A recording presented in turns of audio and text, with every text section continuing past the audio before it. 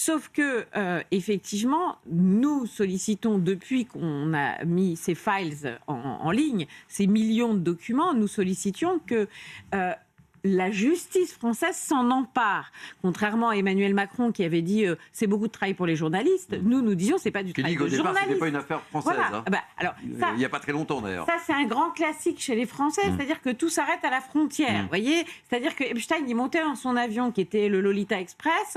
Quand il passait à la frontière française, il devenait sage, comme le nuage de Tchernobyl ou les tueurs en série dont on nous disait c'est pas du tout français tout ça. Bon, donc on nous a dit non. Les journalistes verront bien. Mais non, ce n'était pas une affaire de journalistes. C'est clairement une affaire de justice. Voilà. Alors maintenant, pour revenir à ces 15 personnes, en réalité, Omaira Sellier, donc la présidente d'Innocence en danger, elle, depuis 2019, est en contact, puisqu'en plus, Innocence en danger est une association qui est internationale, c'est une ONG, et donc elle est en contact avec une quinzaine de victimes, notamment américaines. Elle est en contact avec elles. Nous, ce qu'on a fait, ici en France, c'est qu'on a ouvert une ligne pour dire à des victimes, à des témoins, vous pouvez venir vers nous.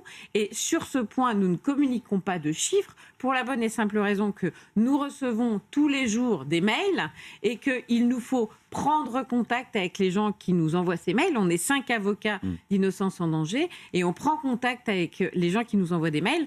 Alors, je ne vous cache pas que certains... Alors, je vais donner ce mail quand même. Sérieux,